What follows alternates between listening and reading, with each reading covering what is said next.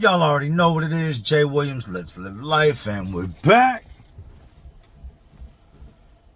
How do you leave New York? Because of the violence. Because your homeboys are being killed and robbed, going to prison. And go to another state to escape what's going on in your neighborhood. To escape becoming a statistic, only to a short time later become a statistic in the place you went to get away from the same things. Had a homeboy named Verse,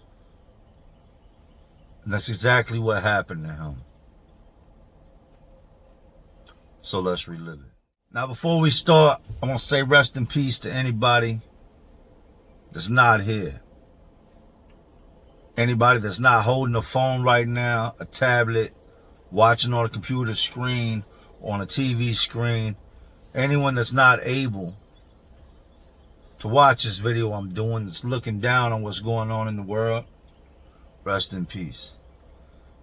To the people that have lost loved ones, to gun violence, to ignorance, to anything of that matter, my heart goes out to you, and I hope that you found peace and that you're able to live your best life and move forward in life. No, it's not easy. It's never going to be easy. Losing somebody you love is something that leaves a hole in your heart that never really heals. The hole gets smaller over time, but it never goes away. My heart goes out to y'all. So we talk about my homeboy Verse, man. From the, the title of the video and the intro and everything I just said, y'all could pretty much put two and two together on the fact that Verse is no longer with us. I don't need to save that as a climax to the very end to get views, because at the end of the day, that ain't what this is about, man. Rest in peace, Verse. So today I'm gonna give y'all Verse's story. Let's go. I met Verse 2001 here in Virginia in Fallen Creek Apartments.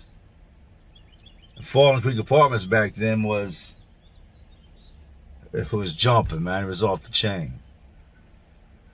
People be out there all weekend, bottles of liquor, drunk. A lot of Mexican dudes out there, so it was a lot of robberies. Dudes know that Mexicans carry large amounts of money on them, so a lot of dudes prey on the Mexicans out there. Well, I got a homeboy, Mike Benelli. I ain't talked to Mike in so long, man. Mike, if you see this, give a Robert or somebody, man, and hit me up. So kicking it at Mike's house, and at the time Mike was mad at me because I was out there drunk one night, like really drunk, like drinking a big ass bottle of Parmesan, and I just went savage mode, man. I gave a dude some money, and it wasn't much money, it was like $20. I was all messed up, super drunk, and I told the dude, hey, you get the weed? He was like, yeah. I was like, straight, look, go grab me a dub, man. This is back when you could buy Nicks, dimes, dubs, you know what I mean? Before all this loud hit the scene. We was smoking on that brick pack, that Mexican pack, the shit that you had to put in the shoebox lid and shift to get the seeds out, right? But the Mexican dudes had a little bit better weed than what we was getting, right? So I give the dude the money. He tells me, walk with him. I'm like, all right. So we walk through the apartment complex, and this dude don't speak real good English. He goes inside the apartment. I don't know the people he's going in to see. He comes out and he's like, okay, let's go, let's walk. So we're walking back towards my homeboy Mike's apartment. And I'm like, all right, let me get my sack, man. So he hands me the weed. And this shit is like a nick. It's clearly not what I paid you for. So I tell him, I'm like, yo, man, nah. I don't know what this is. Here, take this back. I can't do nothing with that, man. What is that? That's a blunt. Like, I gave you a $20 bill. That's a blunt. Oh, no, it's okay. It's good. I'm like, nah, it's not good, man. This ain't, nah, you can get my money back. Like, I'm not paying you $20 for this. I might not have took it this far. I definitely wouldn't have took it this far if I wasn't drinking. Like I said, I've been drinking all day. I'm sitting on my homeboy's stoop, waiting for my homeboy to come home. It's now dark. He ain't back yet, right? So I've been out here. When I got there, I had the big bottle of Paul. It was a full bottle. Now I'm working on the last few sips, just to let you know how messed up I am. Me and this dude get to arguing over this bag of weed. All his homeboys are back over, standing out front of my homeboy Mike's apartment. And I'm telling dude, I'm like, yo, nah, give me my money. We get to arguing. We done stopped right in the parking lot as we're walking. And this dude's telling me, nah, it's 20, it's 20. I'm like, it's not 20. Give me my money back. Take this piece of shit sack of weed you gave me, right? Dude won't give me my money back. So I hit him. Phone! This dude has got these Oakley glasses on. I hit him. The one side where I hit him, the glasses just explode. He flies back, slides up beside the car. His eyes all messed up from where the glasses just got broke and went into, messed his eye up. I get back over to the apartment. And like I said, these dudes are drunk too. These dudes are super drunk. They out there drinking on the Coronas, the tequila, everything they was drinking that weekend. These dudes are just, dudes that work. But they get lit on the weekends. On the weekends, they snort that powder, smoke a lot of weed, they drink a lot. Here I come walking back up, and I done went into his pocket, took my $20 out, I threw the little bullshit sack of weed right down beside him. I get back over to the apartment building, walk up, it's got the staircase, walk up the staircase, pick my bottle up, take a big swig of it. By now, the other Mexican dudes are looking around like, yo, where's our homeboy that just left with you, right? And I love the Mexicans for one thing, man. They're so loyal. They will ride for theirs, die for theirs, fight for theirs. They're a rare breed, man. Them Spanish dudes in general. This don't just apply to Mexicans. On this night it did. But from what I've seen from Spanish dudes, they'll rock out behind their homeboys. You fight one, you fight them all. So I get back up, I hit my bottle, and I know enough Spanish to understand what they're saying and what's going on. And if I didn't know Spanish, I could still pick up on the fact that shit ain't right. And they're pretty much asking, where's our homeboy at? Where's our homeboy that went with you? So I tell the one Mexican we call Shorty, I said, I knocked your homeboy out, Shorty. And everybody's like, what? I'm like, I knocked his ass out. Like, he tried to rip me off on some weed, so laying over there in the parking lot beside the car, just knocked his ass out. They get all hyped up and rambunctious about the situation. And I liked Shorty. By now, another one of my homeboys has showed up. He just showed up. A girl dropped him off. He got out the car and he comes walking up on the situation. And the Mexican dudes start arguing. So I look around at, who's making the most noise. And I hit him. Boom! Punching me, flies back into the street. Now, had these dudes not been so drunk, they'd have probably been able to take these hits, a little bit better, but it ain't hard to knock out a drunk person. It ain't hard to knock a drunk person down. Not to mention I was drunk. So I just snap into Hulk mode. I go nuts in the parking lot. And I just start punching dudes. Boom, boom, boom. Shorty is standing there, my homeboy, like, we like Shorty, and then my homeboy is telling Shorty, hey, go in the house, man. Jay snapping, like, he's gonna knock your ass out. Go in the house, go in the house, go in the house. And this is the first time I met Verse. There's several dudes, you know, laid on the street now. And I'm standing there stumbling around drunk, being all hype. And I look up on the staircase, and there's this tall, light-skinned black dude standing there with the motorcycle jacket on.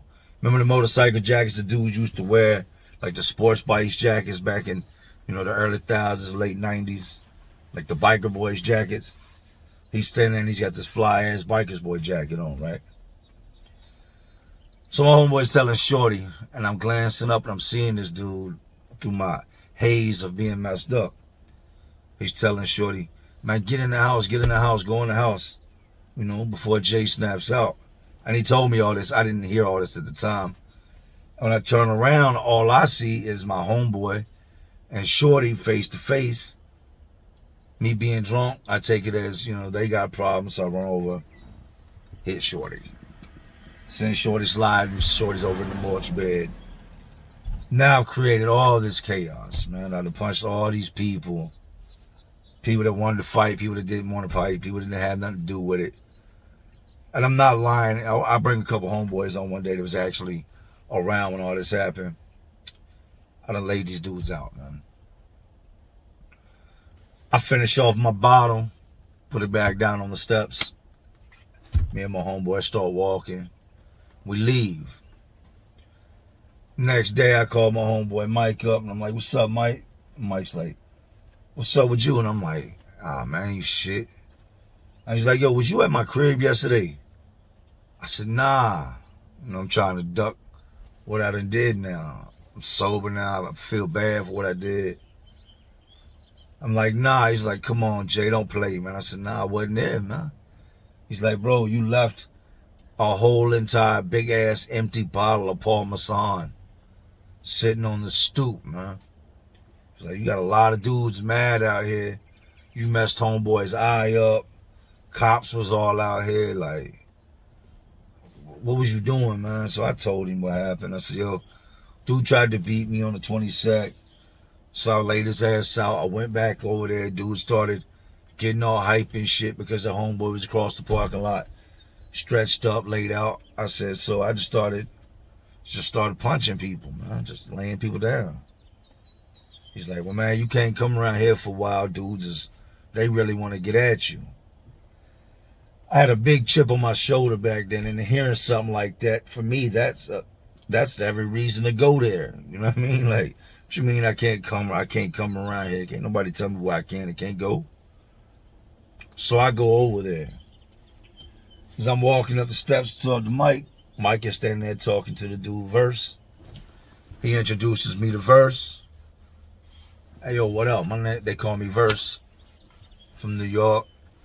Come down here and stuff. So come to find out, Verse lived with his aunt in New York. His aunt raised him. Don't know where his mother and father was. But where he was living at in New York at the time, it was just, you know, kind of like with my homeboy that was down here from Philly. A lot of dudes are coming down here at this point. It was off the chain, man. Verse had told me stories on how he'd had a lot of different homeboys get killed out in New York in this time, 2001. Dudes getting shot, robbed. You know, the drug game was all messed up. It's, you know, everybody fought for themselves. So I ended up getting into it with the Mexicans again that day. They didn't want to fight. The one dude is telling me, my glasses. Talking about the Oakleys I broke. He said, you go to jail, look at my eye. And the dude's eye was just bloodshot red, cuts on it before the glasses broke. And I tried to explain to him the best way I could. Now you tried to rip me off, you know what I mean? I went in your pocket and took the $20. I could have done you dirty and took it all, but I just took my $20. So Verse is like, look, man, come on, man, you making shit hot out here. I just moved here. I'm trying to chill. Like, let's go to the store. Let's grab some 40s and shit. So me, him, and Mike walk up to the store, and this would be the beginning of me and Verse's friendship, right? I tell him, I say, look, man, I'm gonna get out of here. These dudes is calling the cops. You trying to ride or you gonna stay here? Well, Mike's got a girl at the time named Renata. Mike's like, I'm staying here with Renata. Renata's gonna flip out if I leave. So I'm like, that's cool, man. I asked Verse, what you trying to do? He was like, shit. I don't really know nobody out this bitch. I'm gonna go with you. So I was like, cool, man. So we roll out. Me and Verse would kick it that night. He would go everywhere with me. We went out to a couple different clubs, some bars, got bent. I treated Verse, you know what I mean? He's like, bro, I ain't really got the money for all that right now. I gotta get on my feet. I'm like, nah, don't worry about it. It's on me. You know what I mean? Like, I was out there at the time. I had robbed a couple different dudes, so I had bread. Not to mention I had a 9-to-5 job. Bring Verse back the following morning. We ain't been asleep all night. We just been out partying, right? Drop him off. Yo, hit me up, man. Come back through. Hit me up sometime. I said, all right. So me and Verse would kick it over the next few months. Not on a daily basis, but on a weekly basis. At least 3-4 times a week. I would be out them apartments, even with everything that was going on. And I would see my homeboy Mike, and I would always, stop over and see Verse. Verse would come through.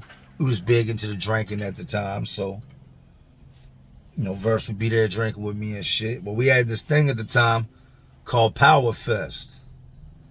We got a radio station here, Power 92, and they would go to King's Dominion and hold what's called Power Fest. Now, King's Dominion is like Six Flags. It's like Carowinds. It's an amusement park. Roller coasters. It's a big thing. Power Fest is, like I said, sponsored by Power 92, which is the rap radio station out here. And it's held outside in the parking lot. They have music playing, alcohol trucks, guest appearances, DJs, certain, rappers that's hot at the time will swing through. And you don't ever even go into the music park. This is held in the parking lot. So we always went to Power Fest every year. Haven't been back since. We'll get into this. We go to Power Fest every single year. And it's just jumping. A lot of females. A lot of the dudes that get money in our area would be out there. Dudes that get money from other areas would be out there. It was live, to say the least. But it was always dangerous. Shit was always popping off at Power Fest. Every year, somebody would get shot at. Somebody would go to jail. This was just part of, this being what it is. Verse agrees to go with us. So we go 2 cars deep. It's a whole bunch of us in one car. Verse was with us. And then we got another car of people that's with us. And we're just out there doing our thing. Walking around. We got the cups full of liquor. We're getting drunk. Walking up, talking to different people we might and might not know. And Verse, the females love Verse, man. He was that light-skinned, pretty boy motherfucker, you know what I mean? So the females love Verse. Verse is up, and he is just flirting with all the girls, right? I'm more or less just mingling throughout the crowds, and we've kind of split up at this point. My cup of liquor goes dry.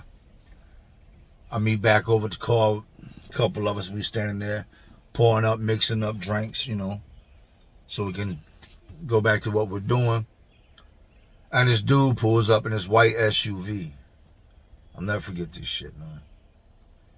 And when he pulls up, the bass is hitting so loud that it automatically kind of makes you look in his direction because of how loud his bass is, right?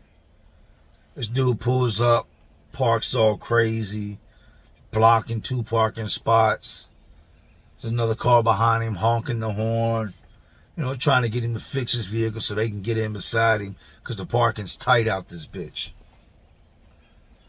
Dude steps out of his SUV, and I don't remember the SUV. I just remember the image of the white SUV. And when he steps out, the first thing I notice is that as he steps out the vehicle, I guess he had his gun laying in his lap. His gun falls on the pavement.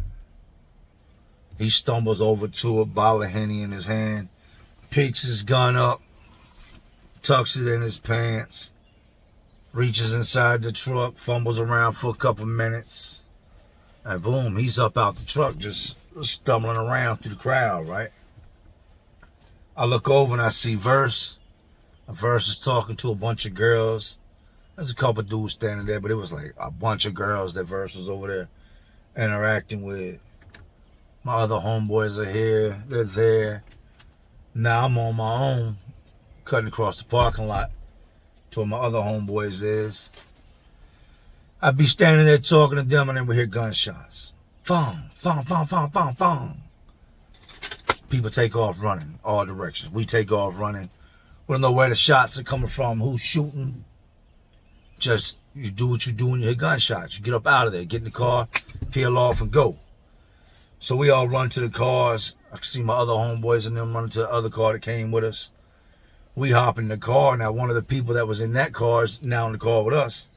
So it's a packed vehicle. We're pulling off, man. We're trying to get out of the Kings Dominion parking lot, but it's so many cars like fighting to get out of here as these gunshots was going off. The gunshots are stopped now. People still running. We get onto the interstate, and I'm looking in the car, and I'm like, damn, where's Verse at? Like, we got another homeboy in the car now that had rode with somebody else that was in Verse's spot. They're like, shit, he must have rode in the other car. We get back, and this is a good little drive to get from there to here. You know, back from Kings Dominion to Richmond, where we're living. Everybody links back up at my homeboy's house, and the second car pulls up. Verse isn't in the car. I'm like, y'all left Verse, man? Y'all got to be tripping, man. Somebody's got to go back for him. Oh, man, Verse is good. Verse will find a way back. He'll get one of the bitches to bring him back, right? So some time goes by. We still ain't heard nothing from Verse, right? I said, man, Verse is stranded, man. Verse is stranded. Like, we gotta go back and get him. Man, you tripping, man. It's a long ride. It's like a 45-minute drive. Look, man, y'all can take me to go get him, or I'll drive drunk and go get him. So we head back up there, and there's police everywhere, man. They got crime scene tape, all this stuff going on. And as we're walking up, some of the girls that Verse is talking to starts telling the cops, those are his friends right there. That's some of his friends right there. So we get closer, closer and closer. And I can't hear what she's saying. By now, Power 92, the Power Fest has been shut down because of this. So as we're approaching these girls, we done drove to the parking lot for a minute now looking for Verse. We done drove to several gas stations thinking he might have walked to a gas station. The girls telling the cops that's his friends. As we get up closer, man, cops start walking towards us. And I see Verse's shoes. I see one of Verse's shoes laying on the pavement. They've got him covered up. There's a yellow tape all around where they put up cones and stuff. At that moment there, I realized that Verse had been shot and killed. The girl goes on to tell us that, and tell the cops, that the dude that showed up there was not her ex-boyfriend, just a dude she had messed with in the past, that had got all crazy in the head, and she wouldn't return none of his calls. She's real jealous type, possessive, you know, like she belonged to him or something. This dude shows up at the Power Fest, and it just so happens that when he pulls up drunk with this pistol, he looks up, and Verse is standing there talking to the girl. He's talking to many girls, but in the moment, he's engaged in a conversation with her. Dude walks up on him, confronts the girl, grabs the girl. And before Verse can even, you know, do the whole, hey, homeboy, back up, that's a female. Dude lets the girl go, turns around, pulls out, and shoots Verse in the chest. Verse stumbles back, comes out of one of his shoes, falls over beside a car, and laid right there and died. We ended up having to talk to the police, and, you know, I ain't seen nothing. I didn't tell them about the dude I seen in the white truck. You're probably going to think I'm wrong for that, but it's just how life is at that point. I didn't tell them nothing about this white truck I'd seen. These girls had already gave him all the information. Shooter's name, what he was driving. They had him in custody not far away. But just like that, verse was dead, man. Verse was gone. Sitting at Mike's house at night, and it's kind of just a awkward silence. Or sitting out on the stoop drinking. Like, damn, man, he killed Verse. Verse's people would come down from New York. He was actually staying here. I believe it was with a chick he had met in Virginia. But he wasn't like that with the chick. They just, had a mutual understanding. They messed around, so. Verse's people came down to do the official, identify the body thing, to determine where his body would be taken back to. He was taken back to New York. Just like that, he was gone, man. It just goes to show you what jealousy can do, what envy can do, what can happen to you when you stun on somebody, leave somebody butthurt, or just run into the wrong person in life. Mike, if y'all see this, man, y'all get at me, man. Make sure y'all do that. Salute to y'all. Heard you doing good. Rest in peace, Verse, man. Death is one of those things that you can spend your whole life trying to avoid. You can avoid places, avoid people, leave one state and go to another. But at the end of the day, when your time is up, God comes calling. There's nothing you can do to avoid that.